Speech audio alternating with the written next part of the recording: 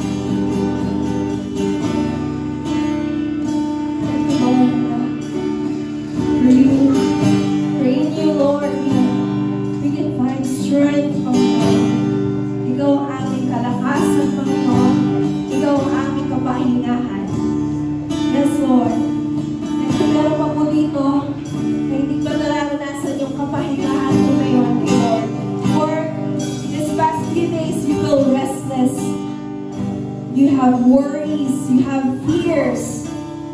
Paano na po yung future ko? Paano na yung mga anak ko, pamilya ko? Paano na yung business ko, yung buhay ko, trabaho ko? Ang dami mong takot. And if all these fears, pumipigil sa'yo para makita mo kung ano yung kabutihan, kapangyarihan ng Lord sa buhay mo, just surrender everything to the Lord. And believe and trust in Him and have faith in Him. Hallelujah, Lord. Salamat, Lord, because in you, God, we can find rest, God. We can find peace, Lord. Kaya, Lord, ngayong umagang ito, Panginoon, kami po ay nagpapakumbaba, O God. This morning, lumapit po tayo sa Panginoon. Magpakumbaba lamang po tayo. And know that God knows your heart. Alam niyo po kung ano yung pinagdadaanan natin. At nilalaman ang puso po natin. Just say to the Lord, Lord, hindi ko po alam ano po yung mga nangyayari nito. Hindi ko po alam what's there. What's gonna happen in the future, what's happening in our country. Ang dami na kong nangyayari sa iba't ibang bansa. The Lord, we trust in you, Panginoon. You are the King of Kings and you are the Lord of Lords. Our Abba Father, Panginoon. And naniniwala kami, Lord God, that hindi mo kami pababayaan, Panginoon. Kaya, Lord, we just surrender everything to you, God. We come before you, Panginoon. And Lord, alisin mo po lahat ng takot, Panginoon, pangamba, Panginoon. But Lord, we will just trust in you, obey you, Panginoon, follow you, and love you, Lord, with all our hearts, O God. So Holy Spirit, fill this place and fill our hearts, Lord, with your love, with peace, Panginoon. Fill this place, Panginoon, and let each and every one of us experience that deliverance, O God, from all those fears, Panginoon, that hinders us from obeying you and loving you, Panginoon. Hallelujah, Lord, that every one of us will have experience your freedom, O God. Freedom, Panginoon, mula sa lies, O God, of the enemy, Panginoon. Freedom, Lord, God, from all these fears, Panginoon.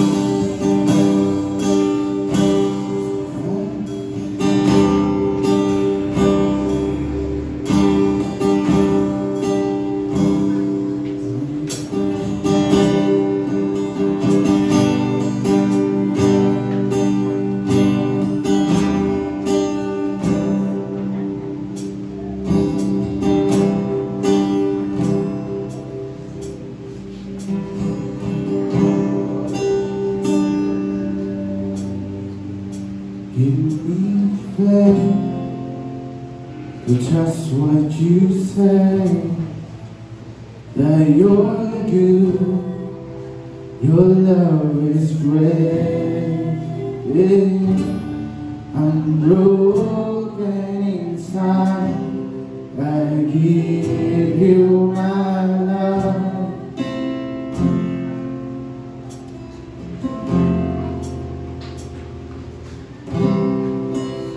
I need you to soften my heart and break me apart. I need you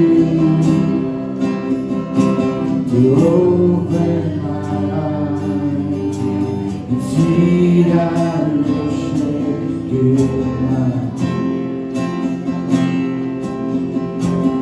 All I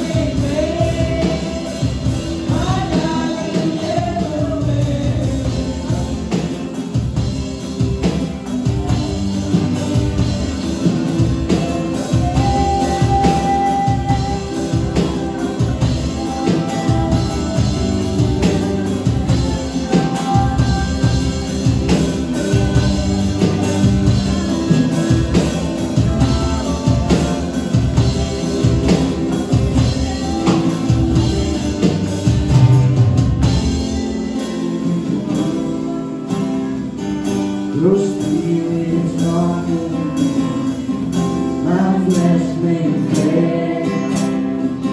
My God, I want you to raise your hand. I may be weak. Your spirit's strong in me. My flesh may fail. My God, you never will. I may be weak. Your spirit strong in me, my flesh may fail. My God, you never will. You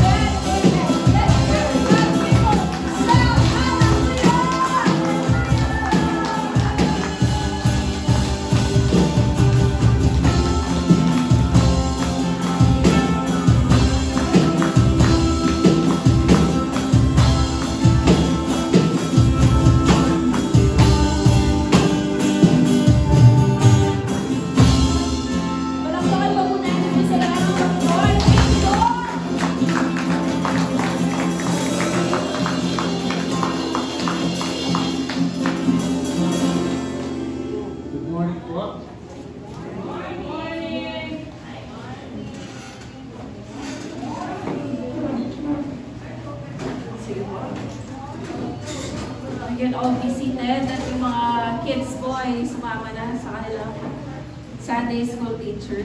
Narinig niyo po ng maayos? God is good. And all the time. God is good.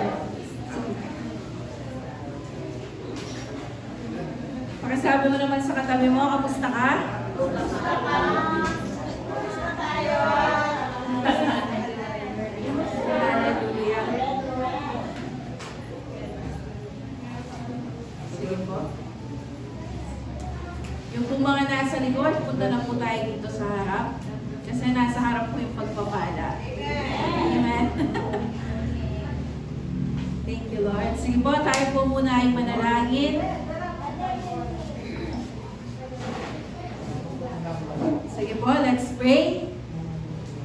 And let's continue to acknowledge the presence of the Holy Spirit sa ating kalagitnaan. Father God, salamat po sa umagang ito. It is a privilege to be here in your presence. Isa pong malaking honor, Lord, ang mapapunta dito po sa inyong tahanan, sa inyong presensya. And we really give importance, Lord, sa iyong mga salita. Lord, salamat po sa mga alertong kaisipan, sa mga bukas na puso na tatanggap na iyong salita. We rebuke Satan at anumang pong distraction na magnanakaw ng iyong revelation sa amin ngayong umagang ito. We continue to acknowledge the Holy Spirit that you are our great teacher, the senior pastor of this church. Kayo po ang patuloy na manguna, maitaas sa aming kalagitnaan. Gawin niyo po yung dapat niyong gawin sa aming buhay ngayong umagang ito, Lord. Malaya po kayong kumilos sa aming kaisipan, sa aming spirito, Lord God, at i-accomplish niyo po yung purpose bakit nandito po kami ngayong umagang ito. Lord, nawa, hindi po kami lalabas sa lugar na ito na parehas pa rin. And we also pray, Father, na magkaroon po kami ng revelation sa kanya-kanya po naming pamumuhay through your words at ang boses mo ang siyang marinig. Salamat, Lord, that lahat ng mga dinadala mo dito, they are assigned on this church. Maraming salamat po, Lord God. We give you glory, we give you praise. Thank you for your powerful words. In Jesus' name. Amen and amen. So, nasa series pa rin po tayo ng pag-aaral natin na pinabagatan po natin how to live your best life. Paano ka ba makakapamuhay doon sa pinaka-the best life na nilaan sa atin ng Panginoon? Okay? So, nasa third series po tayo. Yung una, tinignan po natin na we can live our best life by obeying the Word, of course, and also knowing the Word. At yung last week, pinag-aralan natin na you can live your best life kapag na-overcome mo yung anger sa buhay mo. Amen? Naging gentler ka na, naging gentle ka na, naging forgiving ka na, and that you are trusting the justice of God sa anuman pong pinagdadaanan natin na parang unfair situation, we trust that the Lord is just. Amen? So, ngayon naman po, on our third part, ang ating pong pag-aaralan is overcoming fear or worry. Okay? Paano ka makakapamuhay? If you will overcome fear and worry sa buhay mo. Amen? Meron po tatlong klaseng fear. Okay? Number one, fear, ito yung you feel terror or anxiety. Ito yung negative kind of fear. Okay? You are afraid, you are panicked, you are worried. Meron namang pangalawang klaseng fear, which is ito po yung reverence or awe towards God. Okay? When you feel deep respect to God or for God's holiness and authority, ito po yung pangalawang klase ng fear. Okay? And lastly is yung respect for authority. Okay? So we honor and give proper regard sa mga authorities sa ating buhay. Example, our parents, our bosses, our spiritual parents, no? Our pastors, our leaders. So that is the third kind of fear. Okay? Pero ang pag-uusapan po natin ngayong umagang ito is yung negative fear. Okay? Ano ba yung negative fear, Ate Wilma? Okay? So, acronym or ibig sabihin daw ng fear is false evidence appearing real. Okay? So, yan po yung abbreviation ng fear. Okay? So, false evidence appearing real. Okay?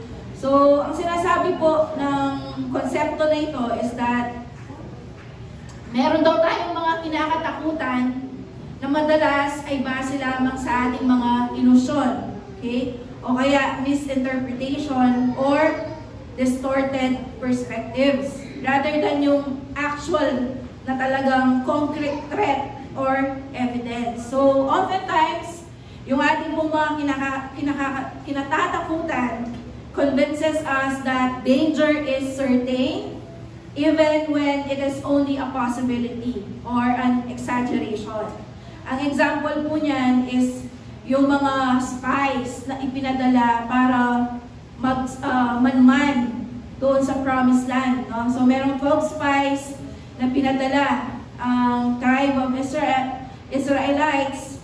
No? And then, ang sabi nila sa Numbers chapter 13, verse 32 to 33, dahil nung nakita nila, mga higante ang mga nandoon, at ang ubas ay kasing laki ng isang ulo ng tao. Okay? So, yung isang ubas, kasing laki ng ulo mo. Okay? So, ganun kalaki, ganun kataba yung kanilang land. Okay? And then, ang sabi nila, since sa pagmasdan nila, sabi nila, the 10 spies exaggerated the threat. Sabi nila, we seem like grasshoppers in our own eyes. Okay? So sabi nila, nakita namin na tayo ay parang mga tipaklong compared sa kanila. Okay? So that is one example of fear. We exaggerate yung ating mga kinatatakutan. Amen po ba? So their fear made the giants look bigger than they were. Okay? Meron pong sikat na quote, ang sabi ganyan, don't tell God how big your problem is. Tell your problem how big your God is. Amen? Sabihin mo, huwag mong sabihin sa Diyos gaano kalaki ang problema mo. Sabihin mo sa problema mo gaano kalaki ang Diyos mo. Amen? And then another example of fear is yung pag-focus on what could happen. Kung ano yung pwedeng maging, what could go wrong, kumbaga, not on God's truth. Yung, ito naman ang example dito, yung mga 12 disciples, no, kasama nila si Jesus sa bangka, and then nagkaroon ng malakas na storm, pumalo yung malakas na hangin, at parang lulubog na yung barko. No? And then, ginising nila si Jesus kasi during that time, tulog na tulog si Lord. No? And then, ang sabi ni Lord sa kanila, after i-rebuke ni Jesus yung storm, ang sabi niya, why are you afraid? You of little faith. Amen? Diba? Nakita nila, lakas ng alon, parang lulubog na yung bangka, nakalimutan nila, nakasama pala nila their God and their Savior. Ayan. Kapatid, kapag po ba tayo ay merong problema, nakakalimutan ba natin, nakasama natin si Lord? Ayan. Sabi po ng 2 Timothy 1:7, God has not given us a spirit of fear, but of power, love, and a sound mind. A sound mind. Yan po yung ibinigay sa atin ng ating Panginoon. Okay? Kasi alam niyo po, ang fear, it clouds our thinking. Kumbaga, hindi ka nakakapag-isip ng tama kapag ikaw ay puro nararamdaman mo takot. Amen? But God, sabi ganyan, binigyan ka ng spirito na hindi spirit of fear, but of power, love, and sound mind. Amen? Kaya po, sa Bible, sinabi po, paulit-ulit na sabi ni Lord in either Old Testament or New Testament, sabi ganyan, Do not fear. Don't be afraid. Fear not. Okay? So, to be exact, 103 times na inulit sa Biblia yung salitang huwag kang matakot. Sabi mo sa katabi mo, huwag kang matakot. Paano po tayo makakapabuhay ng kasiya-siya kung lagi ka na lang natatakot? Sino po dito ang natatakot sa dilim? Di makapag-CR ng mag-isa. Diba? Natatakot mag-isa. Etc. and etc. No? Alam niyo po, merong mga resulta ang fear sa ating buhay na hindi ka pakipakinabang. Okay? Number 1, ang sabi po ng Bible, kapag ikaw ay matatakotin, kapag ikaw ay mapag-worry, okay? You are always in panic mode. Number 1, ikaw daw ay nababandage or nagiging slave. Okay? Sabi ng Romans 8:15, you did not receive a spirit that makes you a slave again to fear. Okay? Kapag po pala tayo ay na kay Jesus na, ang lifestyle po natin, hindi na dapat laging fearful, afraid of death. Inaalis na yan ng ating Panginoon. Amen? Kung naiintindihan po natin ang tinanggap natin, nawawala na dapat ang takot sa kamatayan. Amen? Amen. Sabi ganyan, fear keeps people from freedom and boldness. Kapag takot ang isang tao, meron siyang kailangan sabihin, hindi niya masabi. Meron siyang kailangan gawin, hindi niya magawa. Dahil sa takot. Yan ang resulta po ng fear. Okay? Marami tayong pinapalampas na opportunity na binibigay sa atin ng Panginoon dahil sa ating takot. Pinopromote ka na. Takot ka. Baka hindi ko kaya. Amen? Alam niyo po, maraming binibigay na problema ang Diyos sa atin na madalas mas malaki kaysa doon sa kaya mo para ikaw ay sumandal, tumawag at manalig sa Panginoon. Amen? Yung pong naririnig natin, ay hindi bibigay sa'yo ni Lord yan kung hindi mo kaya. Yes, that is encouraging, pero madalas talagang ipagkakalog sa'yo ng Panginoon yung higit sa iyong kakayanan para hindi ka maging mayabang din. Na hindi mo narating, nalampas ang sitwasyon na yon dahil sa sarili mong lakas, galing, diskarte. Amen? Na laging mapapurihan sa buhay mo si Lord. Amen po ba? Pangalawang resulta po ng fear, paralysis or inaction. So, yung doon sa parable of the talent, yung pangatlong servant na binigyan ng isang talent, di ba? Dahil sa kanyang takot, ibinaon niya yung binigay na pera sa kanya ng master niya. Sabi niya, I was afraid and went and hid your talent in the ground. So yung talent, hindi yung talent na kumanta, sumayaw, but it is a measurement. Okay? Dami nung pera or ginto na binigay sa kanya. Okay? So paralysis or inaction, yan yung ginagawa ng fear sa buhay mo, kapatid. Fear stops people from using their gifts and fulfilling their purpose. Amen?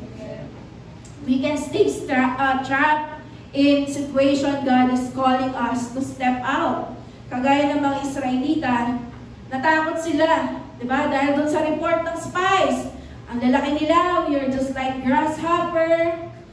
Ang ending, imbis na kaagad silang makapasok sa promised land, 40 years of waiting, para lang makapasok sila. Amen? Yeah. Dahil hindi sila nag-take action doon sa instruction ng Lord. No? Nasabi niya, binibigay ko na sa inyo yan, i-conquer niyo yung land. Amen? Yeah. But because of fear, napigilan po sila. Kapatid, ano yung umahadlang sa iyo ngayon para ma-achieve mo, maranasan mo yung promise ng Lord sa buhay mo? Baka may takot. No? Amen? Pangatlong resulta ng fear sa buhay ng isang tao, loss of peace. John 14:27, yung peace na ibinibigay ng Panginoon ay hindi mo maikukumpara sa peace na binibigay ng mundo.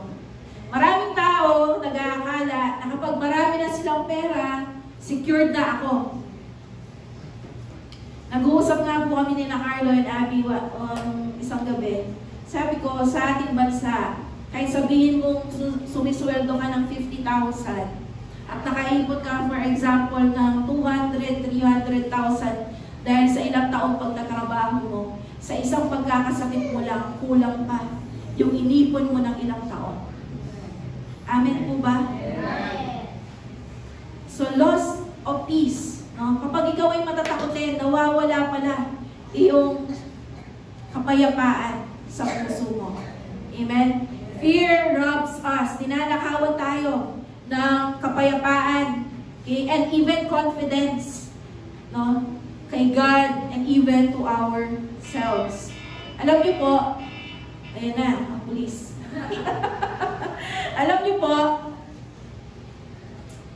kapag po ang isang bagay ay merong price tag, kahit na sabihin mo Rolls Royce yan, 40 million yan, 50 million yan, dahil meron siyang price tag, mabibili at mabibili mo pa rin siya.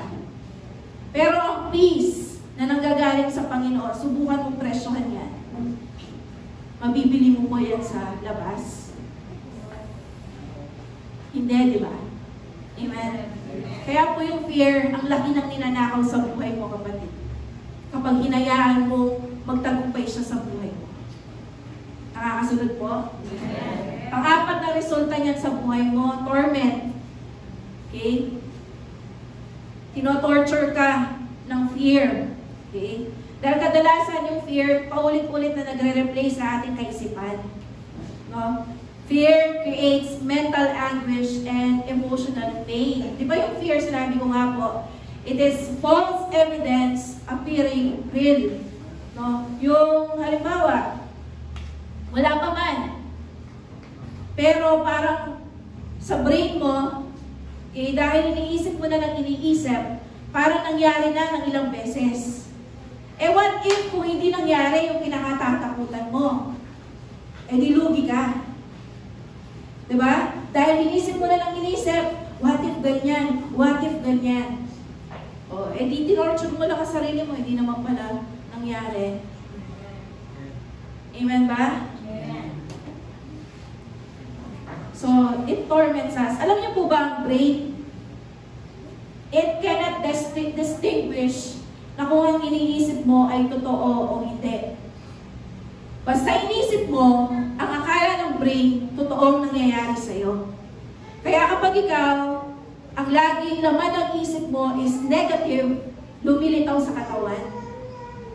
Umaepekto sa inyong kalusugan. Amen? Kaya po, ganun ang brain. Pag-aralan niyo po yan. No? Sabi ng science, ganyan ang brain. Napaka-powerful ng brain. No? Kaya sabi po ng Bible, think what is honorable, pure, trustworthy, praiseworthy, noble. Yun ang sabi ng Bible. Amen? And last is poor decisions. Kapag po ikaw ay puno ng takot, hindi ka nakakapag-decide ng tama. We make poor decisions out of panic instead of faith. Amen? So, yun po yung nagiging epekto ng fear. Kaya nga, this morning, yan po yung ating topic. I pray, pa-deliver po tayo sa anumang ating mga kinatatakutan. Iba-iba po tayo ng takot eh. Meron natatakot mo hospital, meron natatakot maghirap, meron natatakot mawalan ng mahal sa buhay, etc. etc. Pero, ito po yung encouragement ng Lord sa atin. Kailangan ma-overcome mo yung fear mo. Amen? Ma-overcome mo yung worry mo. Amen? Ayon po sa ginawang study na-publish ito sa I think sa balita. So, nabasa ko lang, March 2025. Ang sabi ganyan, gumawa po ng pag-aaral ang isang insurance dito sa bansa po natin. At lumabas na ang pinaka-top stressor, nagpapa-stress sa mga Pilipino ay walang iba kundi ang pera.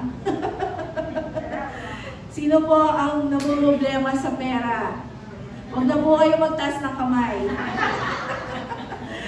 Okay. Yan po ang sabi sa pag-aaral. Ang pinaka-wino-worry, pinaka-nagpapa-stress, hindi lang sa Kristiyano, kundi sa buong Pilipino, okay, mga Pilipino, ay pera. 6 sa 10 Pilipino ay namumroblema sa pera. I pray, mapabilang tayo hindi doon sa 6, kung hindi doon sa 4, na hindi namumroblema doon sa pera. Amen? Amen. Pwede naman pala eh. No? 6 sa 10 Pilipino namumroblema sa pera. Pwede bang lumipat kayo doon sa 4 na hindi namumroblema ng pera? Amen? Sino pong gusto nun? Makinig po kayo dito kasi nandito yung mga practical steps proven by the Bible na kapag tinake mo, mawawala ang sakit ng ulo mo sa pera. Ready na ba kayo? Kapag kaperahan, sumisigla ang tao. Sabi po ng Luke 12, verse 22 to 23, ito yung teaching ni Jesus about sa pag-worry. Okay. Pagkatapos, sinabi ni Jesus sa mga tagasunod niya, kaya huwag kayong mag-alala tungkol sa inyong buhay. Kung ano ang inyong kakainin o susuotin. Dahil kung binigyan kayo ng Diyos ng buhay, siguradong bibigyan din niya kayo ng pagkain at isusuot. Amen? Amen. Kayong mga magulang, di ba? Kapag naipanganak ang inyong baby, di naman yan marunong pang magsalita. Pero pinapakain nyo, dinadamitan nyo, pinoprotektahan nyo. Ganon din po sa ating Amang nasa langit. Sabi niya, kung binigyan ka niya ng buhay, isusustain niya rin yung buhay na binigay niya sa'yo. Amen? Sabihin mo sa katabi mo, God is our sustainer. Okay, kaya don't worry about food or clothes. Ang buhay po ay more than survival.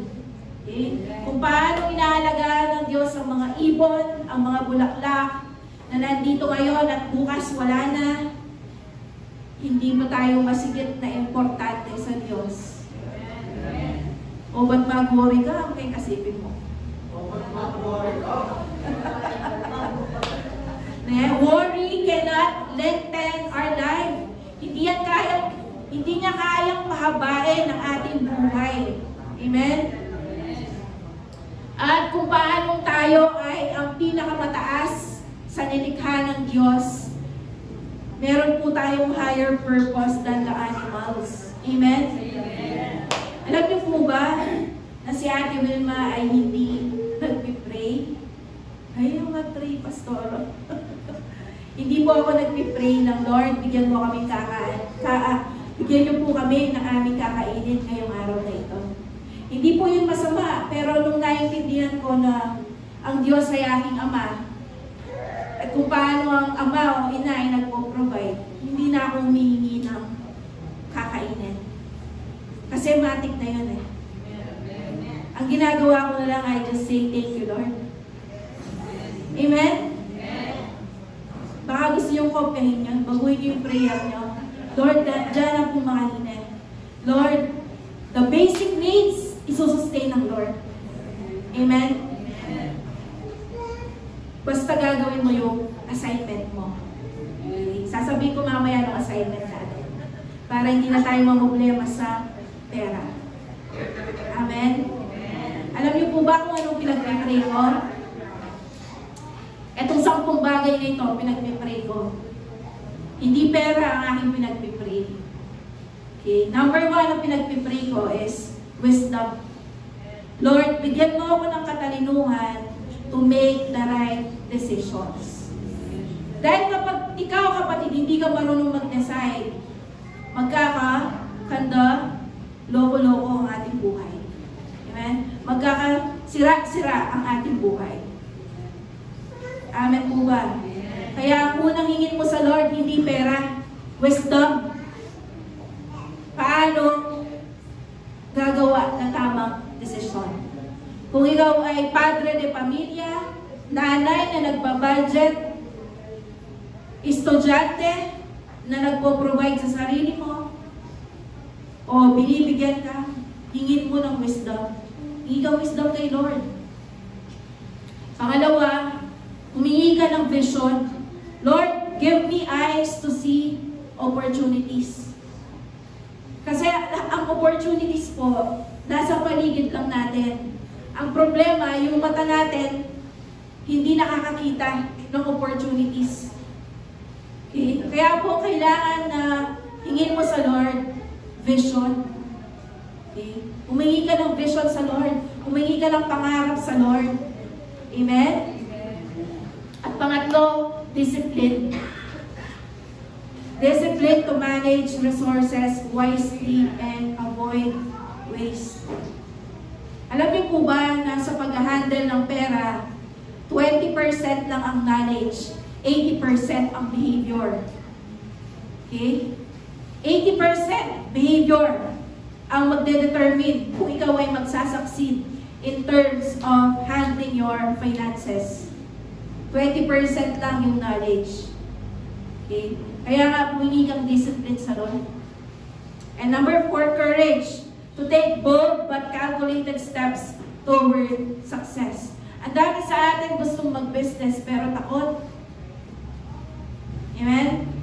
Ang dami gustong mag-take risk, gawin itong bagay na ito, pero dahil sa takot, napipigilan.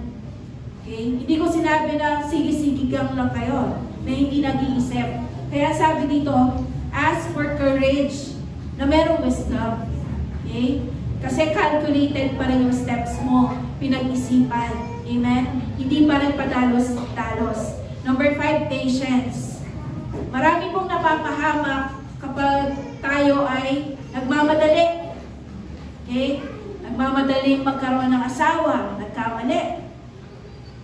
Nagmamadali. Amen?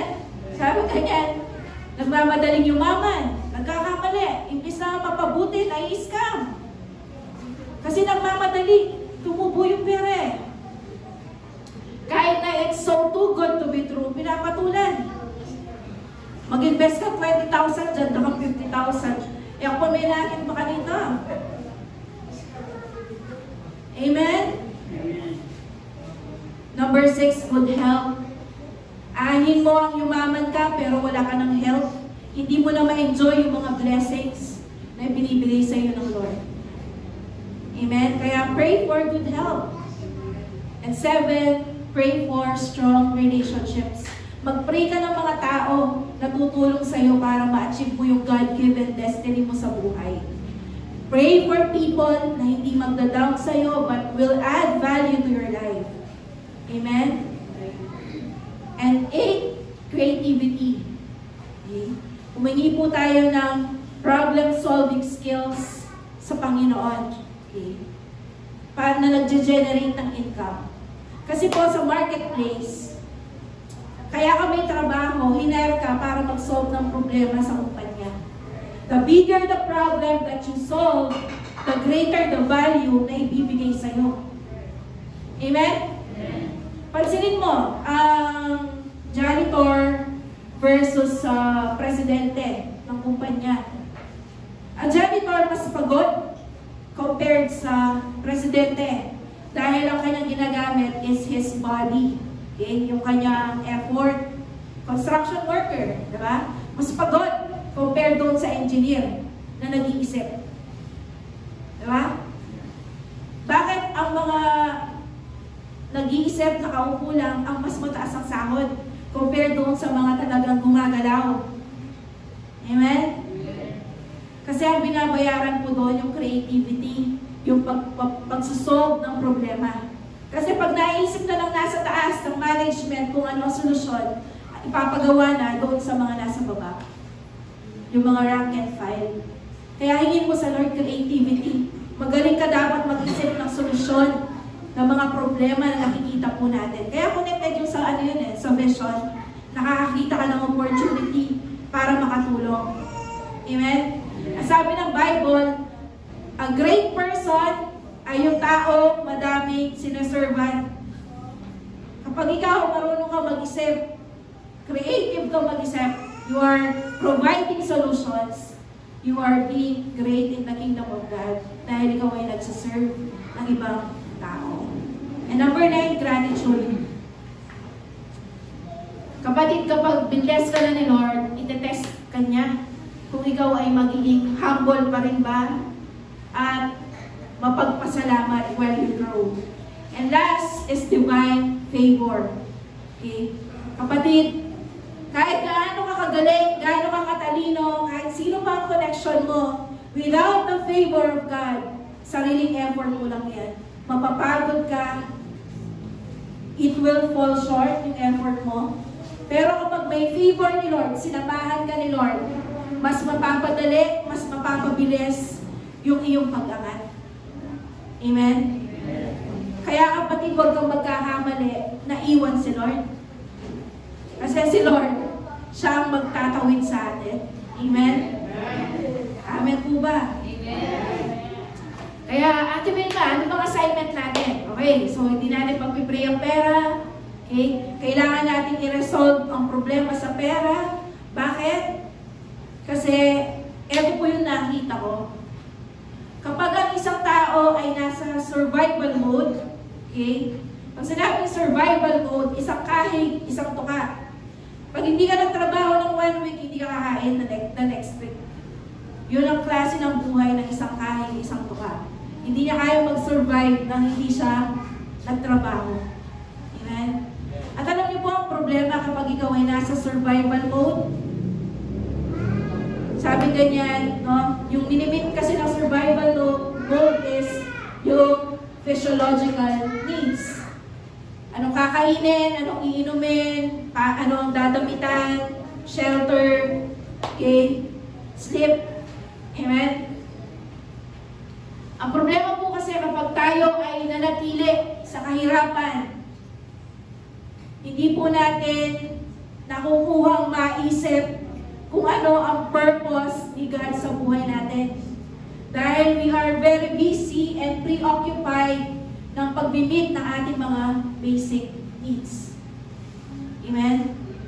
Kapatid, okay lang na ikaw ay mahirap kung ikaw ay pinanganak. Pero ang pakiusap ko, huwag mo naman tagalan. Amen? Hindi mo kasalanan na ikaw ay naipanganak sa mahirap na pamilya.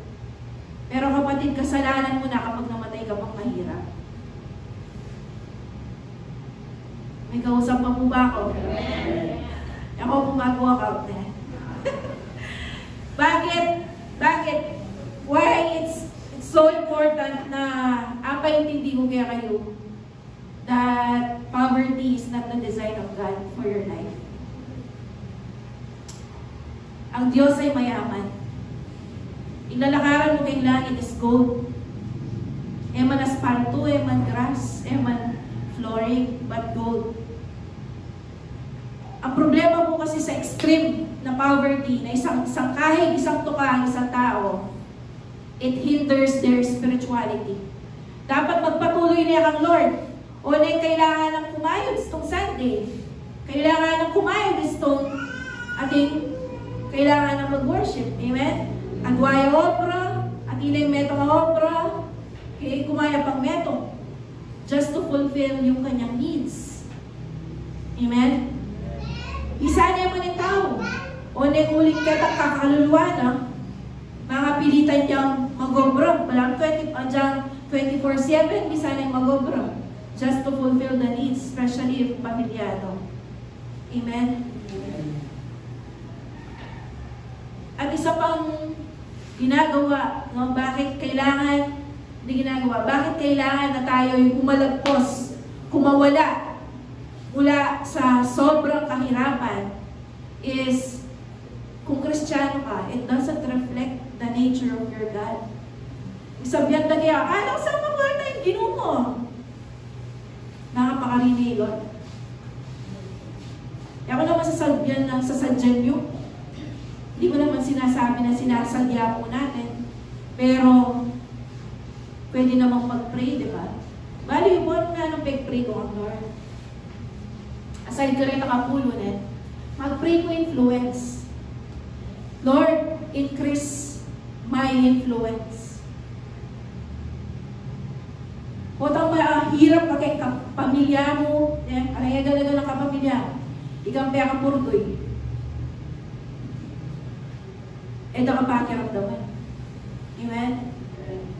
Potang yung pastoryo, sira-sira yung sapatos, puspus-pus mo siya malan, maka-bike, paniwalan niyo ko. Pwede makiramdam kayo, pero buta lumipat na ako ng church na mas masalese yung pastor. Eh ako sasabihan na that should be the basis of the value of a person. Pero bakit ito magitang effective kay ministry? Kailangan natin kang certain level of success na ipakit ka rin tao ba ng maniwala. Amen? Amen?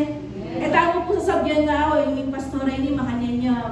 Pero nawin niya po, yung meron nga mas ating kumbaga ayat siya ba success. Apag tagumpayan ay itang kahirapan kibiyan mas pakiramdaman ka alam. Amen? Mas atin niyang influence. Amen? Anyapin po, puri ko, makotaking sobrang kahirapan. Amen? Bakit ang makapag-focus ka kitang pagawa ng Lord? Ako tang mo naman kayong sarili mo, nanong pagawa ng Lord ka na. Alin mo itang nanong ka na may bukas. Makananong kayong mag-survive bukas. Amen? Anyabit po, ining message ng Lord kaya ka. Makananong kang may dyan best life nung isang kahig, isang tumakang. Makananong lang may dyan gana rin pamilya kay ministry nung talagang sobrang kasakit at kakaluluan inga-experience them. Amen? Amen. I pray, I inspired ako kung makawin kahirapan. Amen? Amen. Poverty is not normal. Eh, may tatanggapan kayo biya mo yun. Amen? Amen. Eh, normal yan pag anak na ang Lord. Bakit? At intang access kang Lord eh. Sabi ng mga kanya, nagyuri ka ng buklat, ay durong awa na ng langit, ibuhos na yung pagpapala kaya ko. Ali, not to boast, not to brag, but for us to use it for the glory of His name. Amen? Sabi na pong makanyan, King survey, for a Filipino family to live comfortably, o ini goal mong income.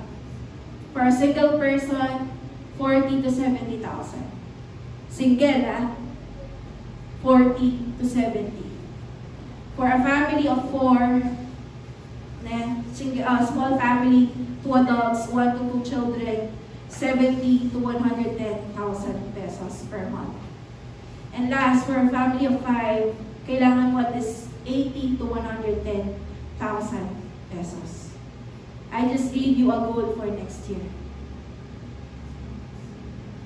Ini-goal mo, kapatid, next year.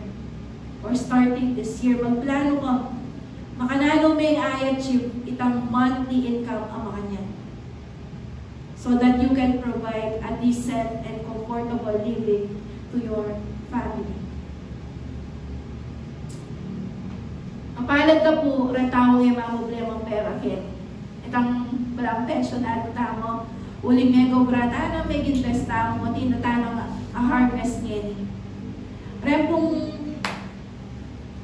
mga problema kin pera, I challenge you. Ngayon itang time natin kang privilege to work on your purpose. Kasi mo naisipan ng pera yan. Amen? Kaya po, ay hindi po yung personal belief ko. Bayo ko sa gandang assignment tam, bakit to? Kung malagpus taking fear, ting worry, pagdatang ting salapi. Okay? This is my personal belief and pangawakan kong word from the Lord. Bakit dapat makwal ka tao? 2 Corinthians 8:9. sapagkat alam ninyo ang kagandahang loob ng ating Panginoong Hesukristo, by the grace of God, na bagamat siya'y mayaman, siya'y nagpakahirap alang-alang sa inyo, upang sa pamamagitan ng kanyang paghihirap ay maging mayaman kayo. Ganaganang matsura kaya katang kinuha ng Lord, pelita na ang masanting. Part of it is from being rich, he became poor, so that ikatawang poor, magitang makwalta. Nung lawin niya po yung, kung titignan po natin yung pinaka-meaning and context ng verse na ito, ang sinasabi dito is that yung pagiging Diyos, divine ng ating Panginoon, siya'y nagpakatao, okay? Siya'y naging tao para po tayo ay tubusin from spiritual poverty. But I believe it extends up to our material poverty. Okay? Kaya ang kakaluluwan. Makanano kami ka dyan kasiyasiyang buhay. Nung galaga adult doon na nanin biya mo, yung isipan mo, worry mo, nanukanan mo, nansulod mo, nanilaman mo, nantuknangan mo. Amen? Kaya ako, ito po yung pinangahawakan ko. Naging mahirap ang Panginoon para ako'y maging mayaman. Mayaman spiritually, number 1, spiritually, at pwedeng ma-extend even to our material needs. Amen? Kaya kapatid, ito yung mindset na dapat tanggalin mo sa iyong kaisipan. Number 1, money is evil. Alam niyo po ba na walang good or bad pagdating sa pera? Nasa taong humahawak. Okay? Di na mo milyon paggawa in church. Di na may milyon ng drug addict na sa liwanag. Amen? So money is not evil. Depende lang yan sa humahawak. Kasi kapag yun ang tinanggap mo, ito daw ang consequence. It leads to poverty mindset, rejecting opportunities, and failing to steward resources. Makadali ang lumapit yung kasama mo, kaya ka. Nung kasama mo yung pera, may buri, because you think it's evil, yung lumapit kaya ka. Amen? Pangalawa, dapat tanggalin sa ating kaisipan patungkol sa pera. If I am spiritual, God will provide everything automatically. O yan yung isip na ni Kristiyano.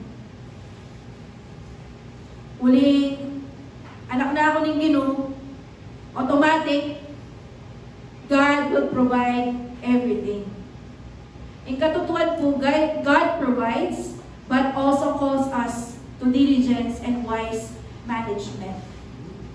Napukarakal Christians na yung Lord mag-provide siya, o nang-uling etabyasang talan, etabyasang mag-manage, and mag-multiply. Para po na talent. Pag dinina na ang Lord, yung expectation na mag-multiply yan. And expect Lord na ibawasan niya po or manatili ang as it is. Amen? Sabi po ng Proverbs 10:4, lazy hands make for poverty, but diligent hands bring wealth. Andiyan pong Kristiyano ka, nung matamad ka, sa lese, finances or financial life. Nakakasunod po? Amen? Pangatlo, wealth means God is pleased with me. Porket mabibless yung tao, it automatically says that God is pleased with that person. Po ba siya nito? Okay? Material wealth is not always a sign of God's favor. It can also come to the wicked. Akit tampo, di ba? Kaya panahon tamo. O baray korap, di lang makwalta. Wicked lang. Bali po baray korap, kakalda na pete. Bakit? Instead na ating malunod lang. Uling kitang gewadang kapanakawan. Imbis na makapagpagamot siyang tao, uling kitang kapanakawan na gewada, may taya tuloy. May makapagpagamot. Amen? Ayapin po automatically bless siyang tao, kalugdanan ng Ginoo.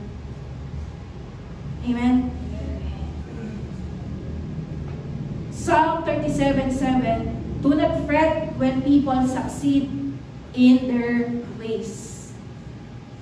Kaya ka nang bigagalahan dyan mag-succeed na rin wicked. Amen?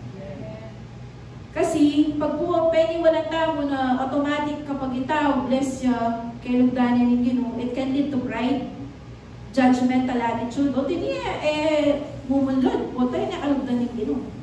Okay? So, it can make us self-righteous. Amen? And unhealthy prosperity gospel thinking.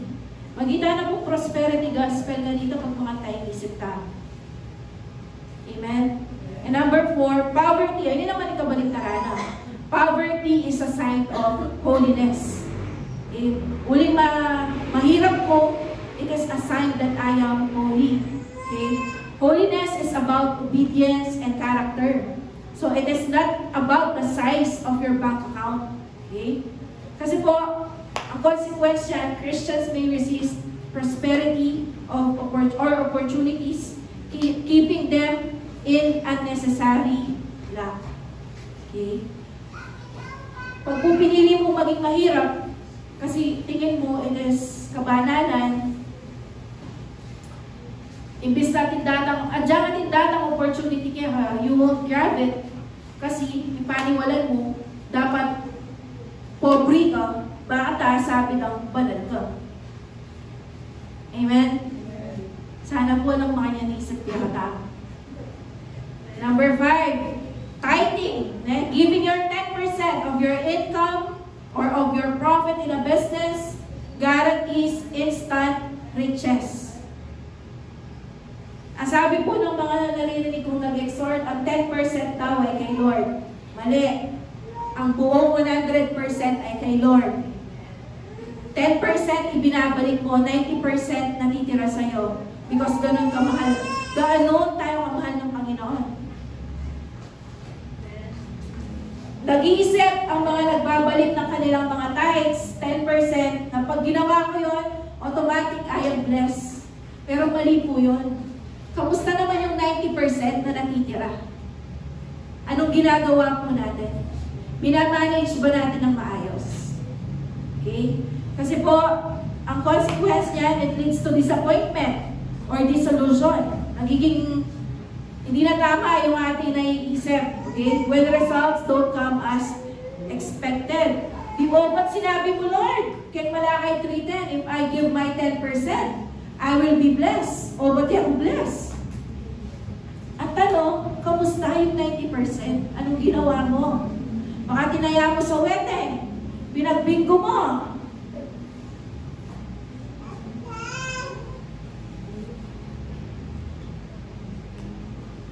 Nandyan pa po ba kayo? Are you still there? Kailangan mabagbag na rin yung isip ta. Baka tang magka-breakthrough tayo yung finances. Amen? Sana po next year, mo na yung problema yung pero. Pila mo na yung problema yung pero. Amen? Dapat na kita ng gawang aksyon. Bayuan tayong isip tamo. Amen? Baka ito naman yung isip tamo makapag-focus na kita pagawa ng Lord. Number 6. Budgeting and saving shows lack of faith. Yung katutuan po, budgeting and saving are biblical wisdom. Abasaya po yan mismo kay Bible. O ba ni Joseph during the time of famine? Mag-budget yun, mag-store yun, mag-save yung grain. Alam pang pera kanta eh. So, kamalig, ne? Mag-save yung kamalig doon. Okay? During the famine. Bakit? Kasi kapag hindi ka daw mag-budget, you will live paycheck to paycheck. Unprepared for crisis and stay in financial stress.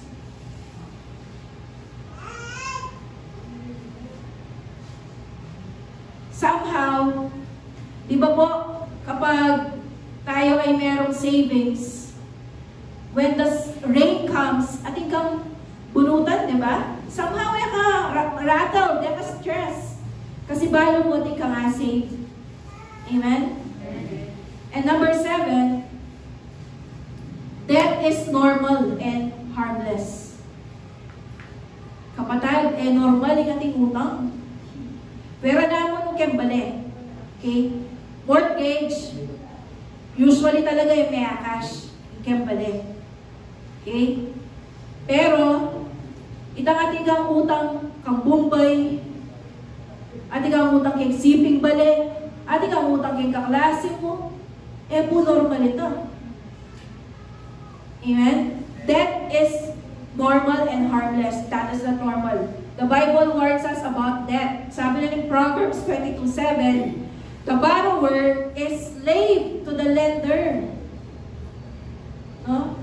So, ang consequence po niyan, kasi kapag pinaniwalaan mo na normal lang ang may utang, dahil ganito, dahil ganyan, many live in long-term bondage to credit cards and loans, losing financial freedom. Ang gusto po ng Diyos, maging malaya po tayo. Even sa kautangan. Amen? Ang sabi niya, you will be the head and not the tail. Ikaw ang magpapahiram, hindi ikaw ang manghihiram. Amen? Number 8, God only cares about spiritual things and not money. Diyan ka nagkakamali. Pag binasa mo ang Biblia, there are more than 2,000 verses related to money, stewardship, and possessions. Mas marami pang pagkabanggit ang pera versus sa langit, versus sa impyerno. Amen? Kasi alam ng Diyos, magkakaproblema tayo sa pera eh. Alam ng Diyos, kakailanganin natin ng pera.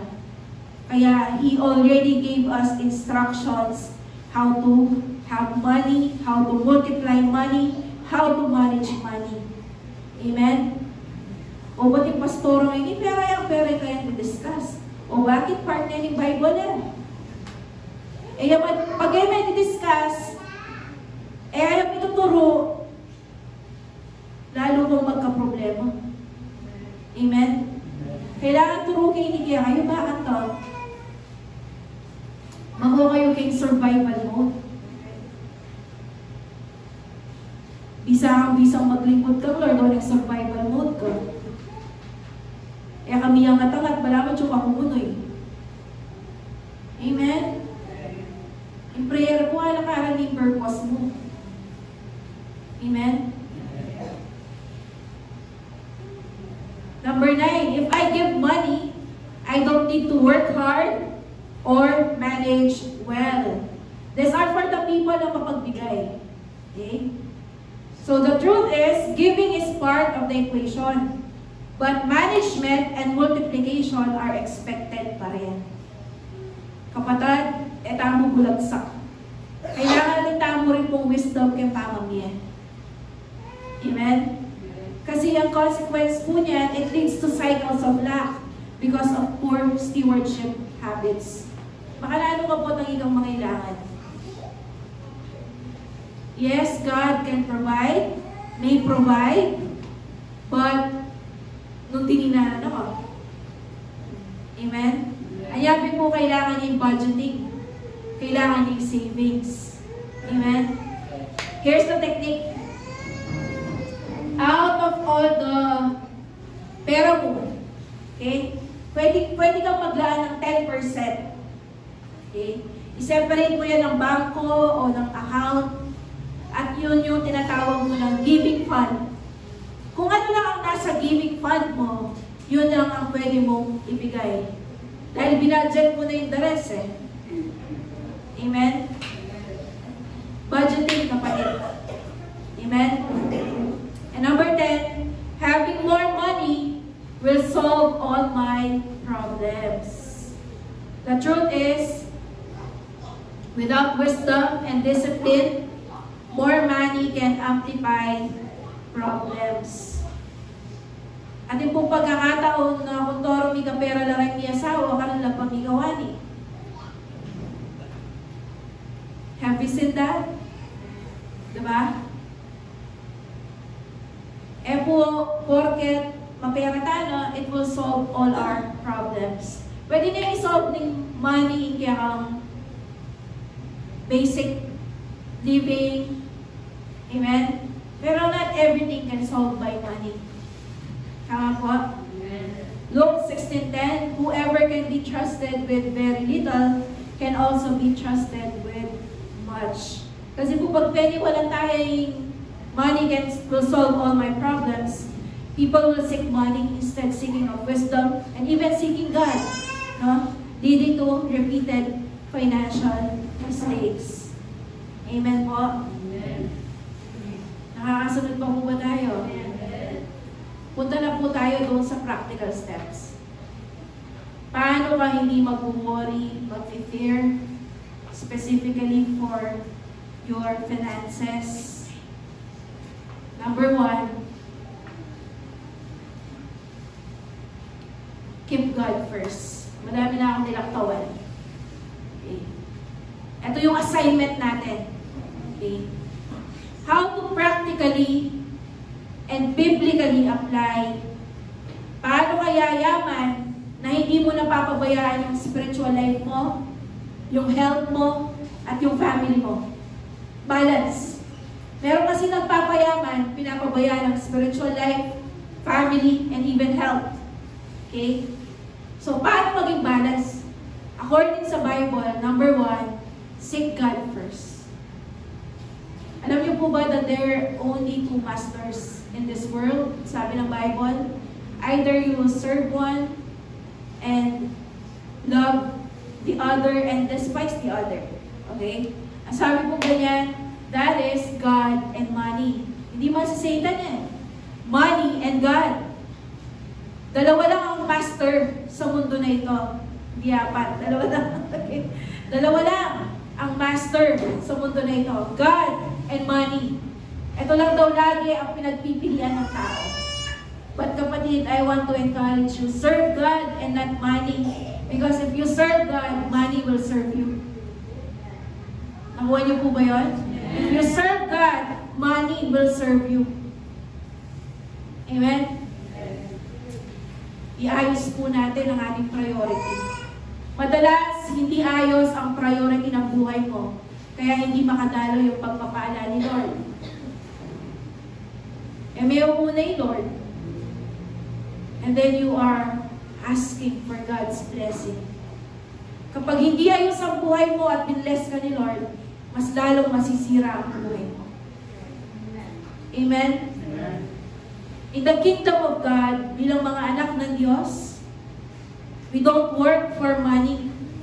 Money works for us. Paano yun, Ate Wilma? Sabi ng Deuteronomy 8:18, but remember the Lord your God, for it is He who gives you the ability to produce wealth, and so confirms His covenant. Ang Panginoon po ang nagbigay ng abilidad sa atin para tayo ay makapag-produce ng wealth. Okay? Pwede pera yan. Amen? Sa ating panahon. No? Dati kasi grain, cattle. Okay? But ngayon, it's paper bills. Amen? So wealth should enable us to fulfill God's will, bless others, and advance His kingdom. Ito ang sikreto. You want to attract money? Walk in your purpose. Ito po ang pinag-pray ko sa Lord nung umihingi po ako sa Kanya ng bagong trabaho. Nag-work po ako ng matagal as sales sa MaxiCare. And then, siguro mga 1 month ako naghahanap ng trabaho before I found a new one. Ang prayer ko sa Lord is, Lord, bigyan mo po ako ng trabaho that can sustain me at yung mabibigyan ako ng panahon to do your ministry. Yun ang pinag-pray ko sa Lord. At hindi po bumibigo ang Lord. Kapag ang prayer mo naka-align sa purpose ni Lord sa buhay mo, He will answer.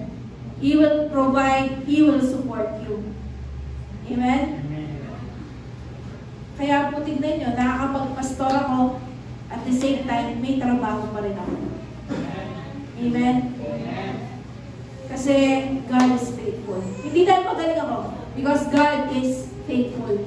Sabi ng Bible, you have not because hindi mo hiningi. You have not because you asked not. Hindi mo hiningi, kaya wala ka. Hingin mo yung purpose mo sa Lord at sabihin mo, Lord, finance mo yung buhay ko so that malakaran ko yung purpose ko. Kasi ang taong lumalakad sa kanyang purpose, pinifinance ni Lord. Amen? God funds His assignment. Amen? Kaya po kapatid, number 1, seek God first. Gawan mo po si Lord. Yan po yung sinabi ko sa mga kasamahan natin na leaders dito. Gawan mo po si Lord. Kasi Lord, kuripot. Kay kumpanya, manyadong increase, dyan ka 500 increase per month. I-divide mo ito in 30 days. Magkano yan ito? Magkano in-increase na ka to? More than 10 pesos. More than 10, eh? Kasi 300 is 10 times 30, 300 eh. 16 pesos. Grabe. Pero pag Lord, may nyadang increase. Pwede na times 2, times 3 kaya ka. Sweldo. Amen? Amen? Gawin mo po si Lord. Unahan may himlim. Kaya ka magkamali. Sasabihan ko na niya ako. Ako pumanutang ka lang kung kaya rin natin na. Love na kayo. Kasi balo yun, bakit? Mako na kayo. Pagpiyautangan na kayo. Eh, na akong pakikitan. Amen? Value po yung sweldo mo from MaxiCare Tungene. Ako na sabihan pa na.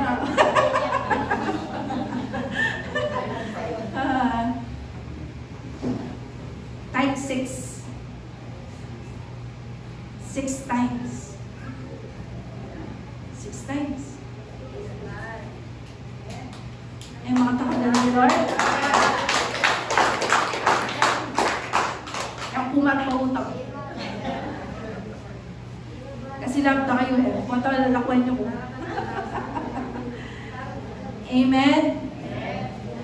Eh ako po special child. And ako favorite Lord. Inalain kayo biya kung get ang purpose ng Lord. Amen? Eh kalugi pag mag-serve ka ang Lord. Amen? Number 2, work diligently and honestly. Bawal ang tamad. Amen?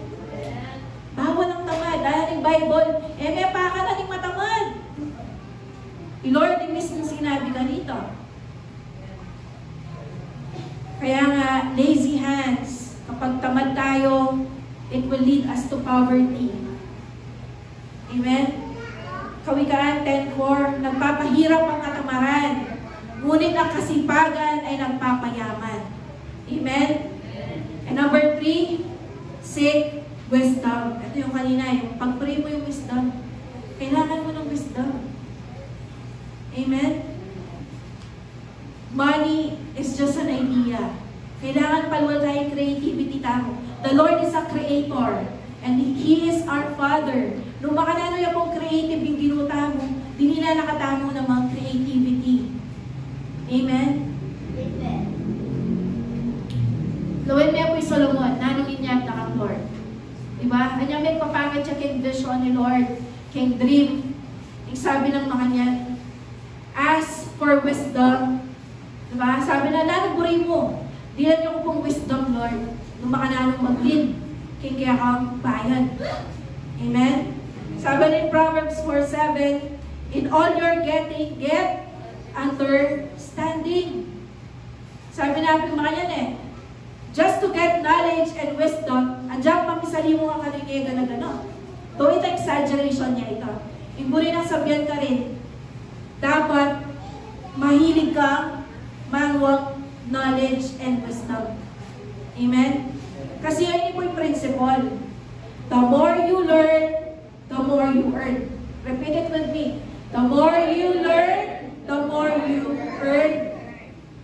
Kaya po panahon yan nung yan ka mahilig manigaral, malakwan ako.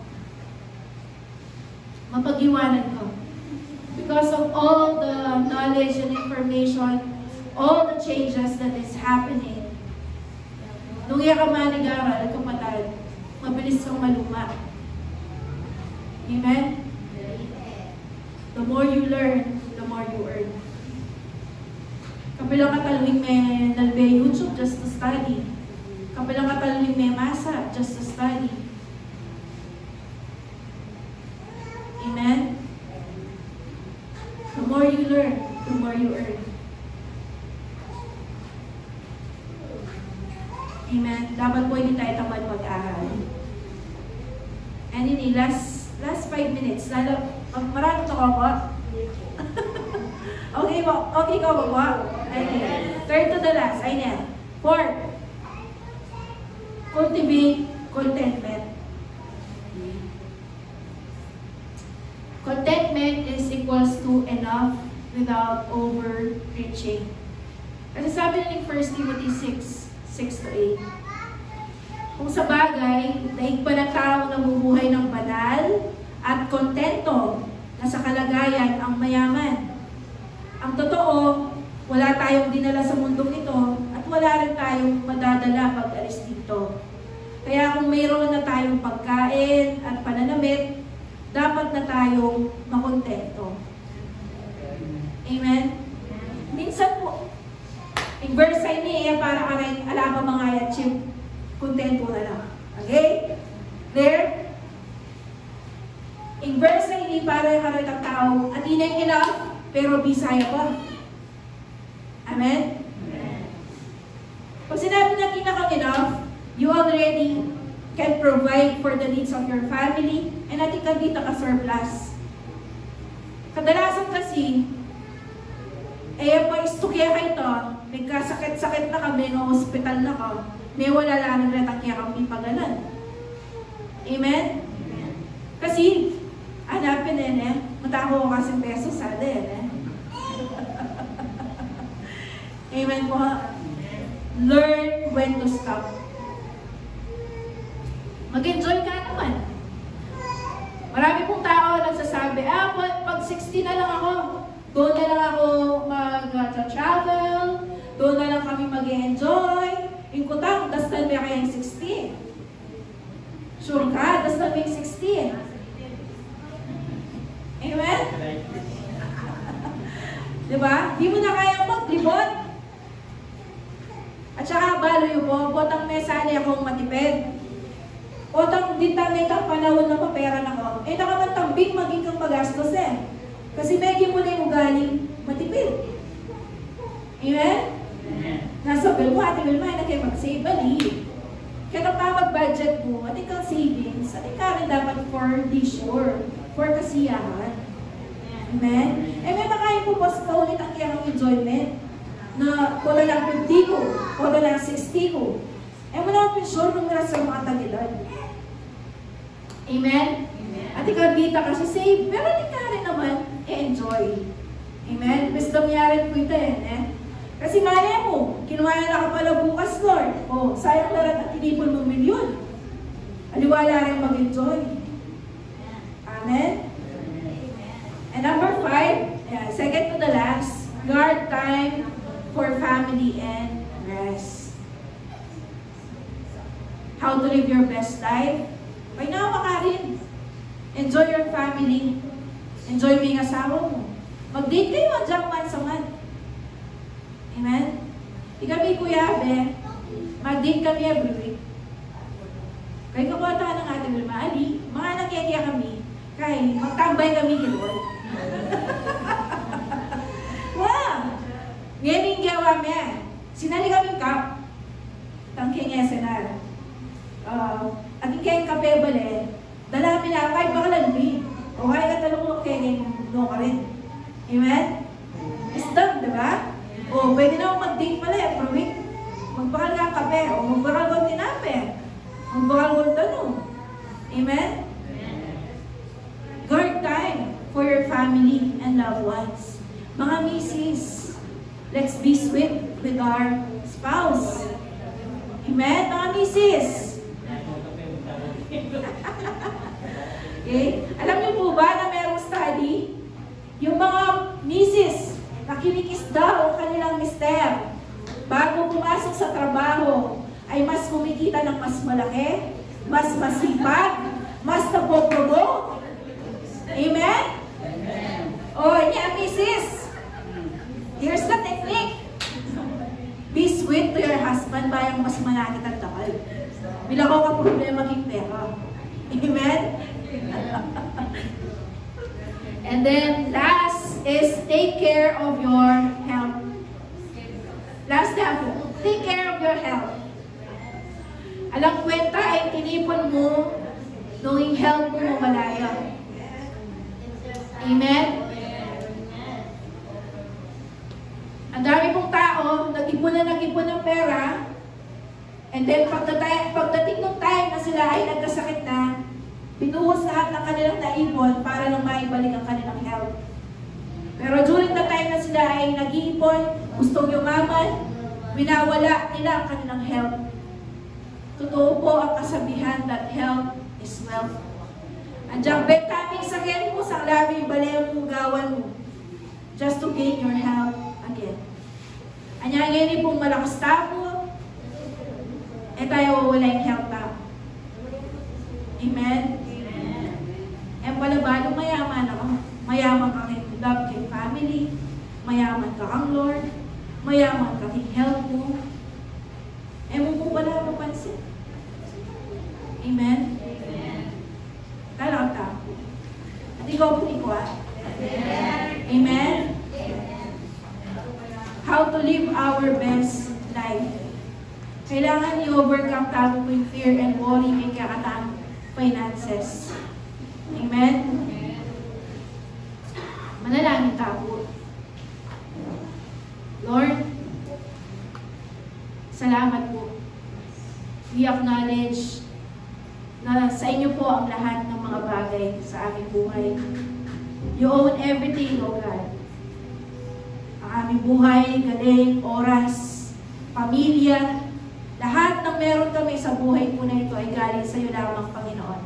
Even yung abilidad namin para po kumuha, mag-produce ng wealth ay galing sa iyo. And we know, Lord, na binibless mo ang mga kamay po na ito para po maging kagamit-gamit for the glory of your name. Lord, lahat po ng meron kami ay para sa iyong kapulihan. You wanted us na maging good provider. You wanted us to be a good representative mo. Lord, tulungan niyo po kami maging good manager. Mag-work kami, mag-save kami, magbigay kami, maging kami generous, at mag-manage kami ng maayos. Lord, right now, nakikita niyo po ang aking mga kapatid. Kung kayo po ay mayroong problema sa kaperahan, I ask that you raise up your hands towards heaven. And pag-pray ko po kayo. If you want breakthrough sa inyong kaperahan, you want na mapalaya mula sa utang, mula sa poverty mindset, scarcity mindset, just raise up your hands towards heaven. And we will declare in the name of Jesus. Lord, right now, lahat ng nagtataas na kamay, nananampalataya sa iyo ngayon, I pray for deliverance from poverty mindset, scarcity mindset in the name of Jesus. Lord, tanggalin niyo yung kakulangan, yung kahirapan sa buhay nila, yung kakulangan, yung lack, Lord, in the name of Jesus.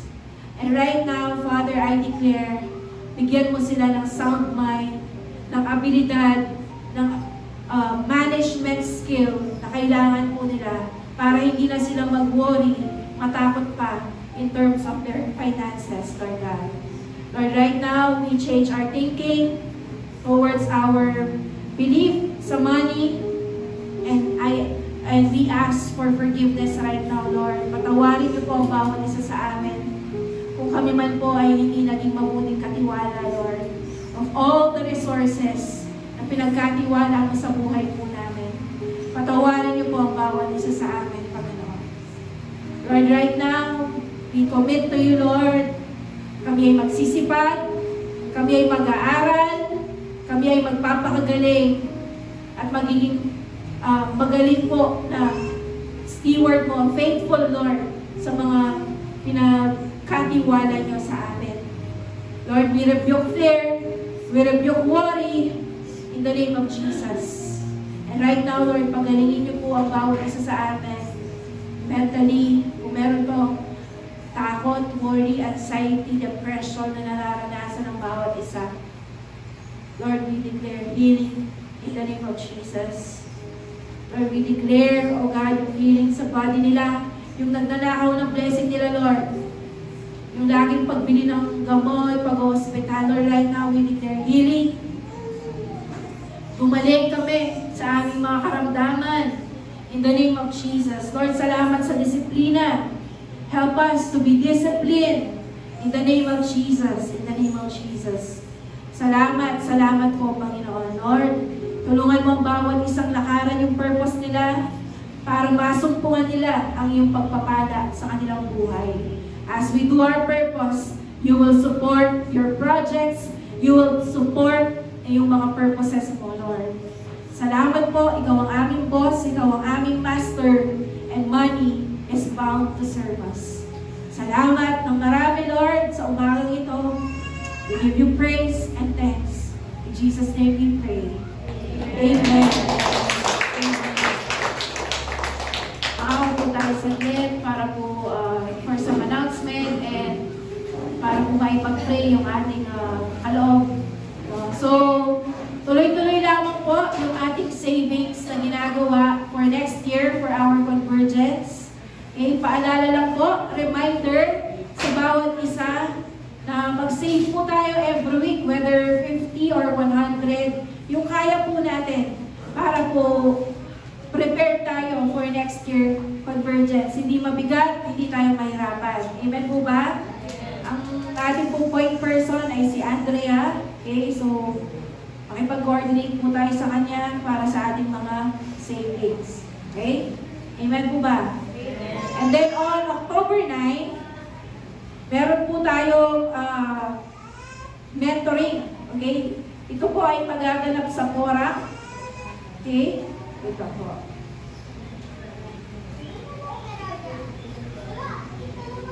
Kung yung details. 6 p.m. October 9. No? So, ito po ay gaganapin sa Jose Songco Lapid Cultural Sports and Civic Center. So, ipapadala na lamang po sa inyo yung landmark. Pero please mark your calendar, October 9. So, mag-arrange po tayo ng service para sa mga sasama.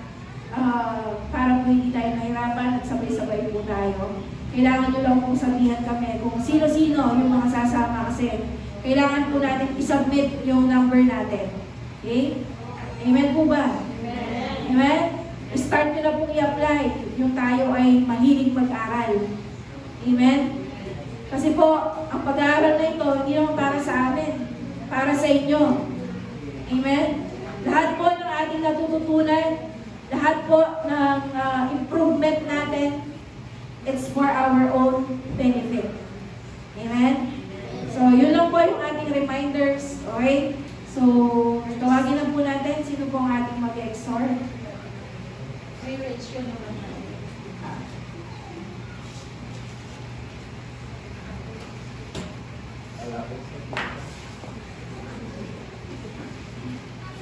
Good morning po sa ating lahat. Tayo po idala ako sa ating tithes and offering. God is good. Sino pong na-bless sa message? Amen. Amen. So tayo po, kumusta po tayo pagdating sa ating finances? Stress na pa po ba? So totoo po yan, isa sa mga dahilan kung bakit minsan hirap tayong magbigay. Doon nagbibigay naman po tayo sa ating Panginoon sa church. Pero minsan hindi yung the best. Ano po kaya po yung dahilan natin? Ayun ang po sumagot. Siguro po, yung ibang kasagutan doon is nag-worry tayo. O may takot tayo. Ayaw natin mabawasan yung kayamanan natin. Ito ba? Ayaw natin na wala na tayong pambayad ng kuryente bukas, ng mga bills. Kaya hindi natin naibigay yung the best. Paano po ba tayo magbigay sa ating Panginoon? Yung dati pa rin po ba? Yung yung dukot dito, hawi doon, hawi. Hanggang sa lumalim, makita yung barya, yung bibigay. Sana hindi na po ganun. Yung dati natin yung dati po natin ginagawa. Sana nabago na tayo ni Lord sa pagbibigay natin. Ang sabi po ng Kawikaan 3 and 9-11, parangalan mo si Yahweh sa pamamagitan ng iyong mga kayamanan at mula sa iyong mga pinakamainam na ani, siya ay iyong handugan. Sa gayon, kamalig mo ay lagi ng aapaw, sisidlan ng inumin ay hindi nga matutuyuan. Amen po ba? Malinaw po ba sa inyo yung verse na yun? So parang alam po natin ang ating Panginoon. Sabi po dito, yung pinakamainam na ani, yung the best na meron ka. Hindi mo na kung kailangan ng bilyon o milyon. Kung ano yung the best na meron ka, yun ang i-offer mo kay Lord. Amen po ba? At ang sabi po nung bago yung verse na yun, trust the Lord with all your heart and lead not on your own understanding. In all your ways, submit to Him and He will make your path straight. Bali po ang siguro sa mga ibang tao sa atin, kung kapilan lang po di nakapera, may uripot, may damon. Hindi po ba? Baka ating po makanyang kaya katawon na yan. So, every time na magkapera ka, huwag mong paganahin yung sarili mong galing. Kailangan mag-submit ka pa rin kay Lord. When it comes sa mga finances natin kung paano mong gagastusin. Humingi tayo po ng wisdom. Yung tinuro sa atin ni Pastor. So, yun po, trust the Lord. Magtiwala tayo sa Panginoon. Pagdating sa ating finances, huwag kayong matakot, huwag kayong mag-worry sa pagbibigay kay Lord dahil may pangako po siya sa atin na ikay pagpapalain, hindi mauubos na pagpapala. Amen po ba? Sige po tayo po tumayo. Let's pray for our Lord. Dakilang Diyos, Ama namin na makapangyarihan sa lahat. Misa pa po, maraming salamat for your goodness, for your kindness, faithfulness, and love to us, O God. Salamat po sa mga biyayang aming natatanggap at patuloy na matatanggap buwan sa iyo, God. Salamat sa lahat ng provision na binibigay mo sa amin, O God. At lahat ng ito, Panginoon, i-acknowledge you na lahat ng ito ay galing sa iyo. At ibabalik po namin na siksik, O God, diglig sa amin, umaapaw sa aming mga bulsa, O God. Bilang pag-honor sa inyo, pagpapasalamat. Salamat po. In Jesus' name we pray. Amen.